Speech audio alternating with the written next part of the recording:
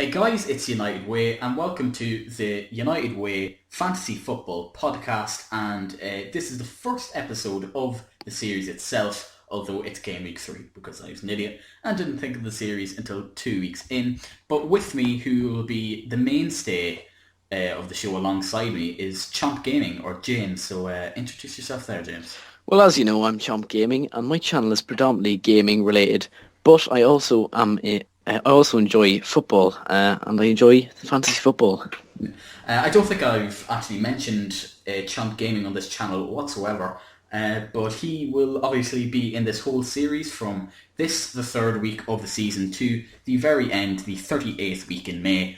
And also I want to mention that my name is Connell. I'm pretty sure I actually cleared that up in one of my earlier videos on the channel if you've been subscribed. Yeah, I do believe so in a few of your intros. Yeah, right. We've got that out of the way, and this is being recorded on Thursday. It'll be Friday by the time you're listening to this. But Could well be. I think we'll probably upload these on Wednesdays, possibly Thursdays, but for the time being I think it's going to be Wednesdays, and it'll also be available on SoundCloud if you want to listen there. But one thing, basically we are in a league, a head-to-head league, with a lot of our friends, and I thought head-to-head league would make it a lot more interesting because we're playing against each other each week, and it's a little bit of banter here and there. And last week fixture was me against James. So how did you get on there, James? Well, it's like this. It wasn't great, to be honest. I got 34 points, it was below average in general of the week. The average is 44 points, and just wasn't a great week. Yeah, and I got bang on the average of 44 points, so the 3 points went to me. My big hitters were Fabianski 6, Darmian 7, Juan Mata 9, Nasser Chadli 8, and I'm not sure if you can count Rooney. He got 4, but he was my captain for some reason. Well, I had 3 big hitters, and really 2, because I had Klein with 6, Mata with 9, and Rooney with 6, only because he was captain and he was on a triple captain boost, which doesn't count. So yeah, you've used 2 of your things so far. Yeah, 2 of my perks. It wasn't good, and I shouldn't have used bench boost last week. It turned out it would have been better to use it this week. I've kept 10 points. All 3 for the bigger fixtures down the line.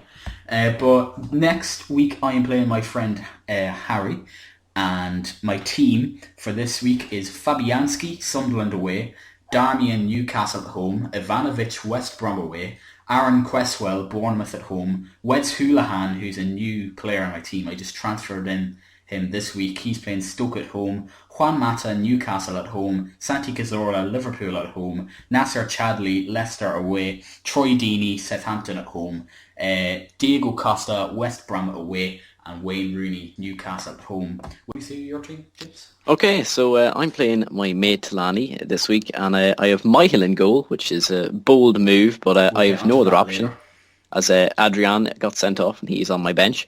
I also, in my defence, I have Terry in defence against West Brom away. That should be grand. Klein, I also have in defence. Arsenal away, which is going to be, it's not going to work out well. Cedric has Watford away. It's going to be all right. Ivanovic, as you know, has West Brom away, and that'll be fine. I have him as my captain, actually. West Brom haven't scored a goal in the first 2 games, so that should be okay. But yeah, it should be. And I have him as my captain as well, so he's going to be under a lot of pressure. Move, captain for a defender. But he's going to be under a lot of pressure to do well, so hopefully he'll get an assist or something at least. Or maybe he'll bottle it. He'll kill it under pressure. I don't think so. That he'll be executed. He's Serbian. Chelsea. He's Eastern European. He's probably got a lot of bottle. Yeah.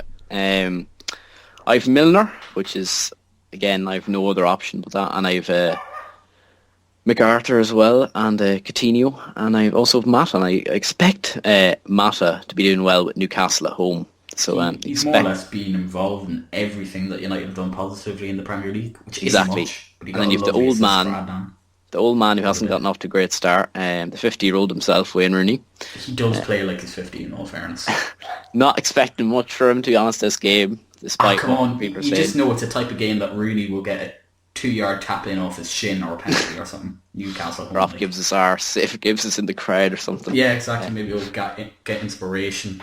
And we have Monday, Tuesday, Harry Kane he should do all right because I'd say he's under a bit of scrutiny as well. He's got Leicester away. I think he's going to break. Against his form. He's going to break into his form and get a goal. I'd say. I was actually with you, and I said you should get Zarate, and at that moment in time, he didn't have a yellow eye. The information, or is it red? He's blue. It's red, because he's injured. He's definitely no idea that he was injured, but apparently he is. But one interesting thing from James is he's only really played fantasy football this year. And if you want to talk me through your goalkeeper situation from week 1 up to now. Okay, so I said to myself, like many people, let's pick Courtois because he's solid. He'll get clean sheets because it's Chelsea. Got sent off, as you know. So I said, fair enough, go for Adrian. He seems solid enough. Got sent off. And Miles probably going to get sent off as well, knowing my luck. Exactly, yeah.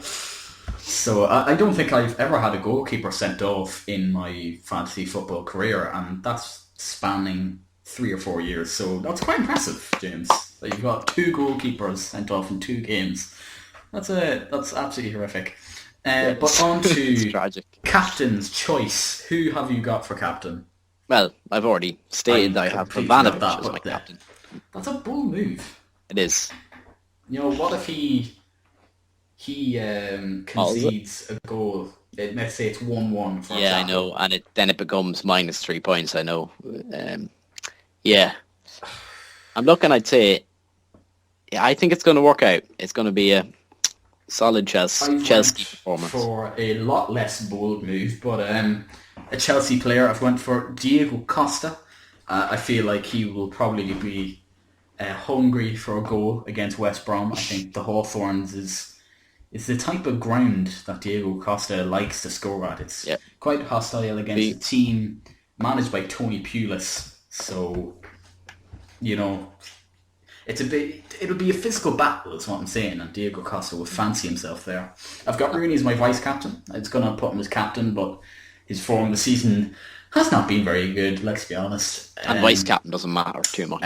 You've already said your transfer. Well, actually, we've both said the transfer. Zarate, we've discussed that. But on my transfer was Houlihan in and Brunt out, and I was very reluctant to bring out Brunt, but after learning that he no longer takes all of West Brom's set pieces, I've opted for Houlihan because in his first 2 games he's registered 3 assists so far. So that's enough to impress me. If we go to some of the biggest hitters in fantasy football this week, I suppose, who would you reckon would be up there? City players? Yeah, I'd say City players would have to be. The stock market this week. The stock market, I'd say. Who's on the up? Who's on the down? Companies probably shooting up right now, I'd say. The SAP company, if I can find the most popular transfers on the Fantasy Football website. And then on the other end of the scale, Sterling is shooting down because people have already lost confidence on him, but he's one of those players that will just get a decent amount of points in the season. I actually can't find the stock market, who's on the up and who's on the down in terms of transfers. But I'll just discuss some of the players. Oh, actually, it's just appeared now. Mahrez, 330,000 have got Riyad Mahrez from Leicester. Yaya Toure, 277,000 got him.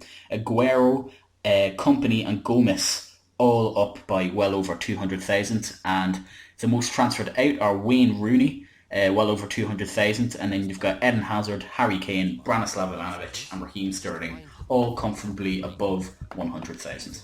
But you see, most of those are people who are getting off to slow starts and people are just impatient. I think that's a panicky move. Yeah, it's a panicky move and it's people that are just impatient. It and looks desperate.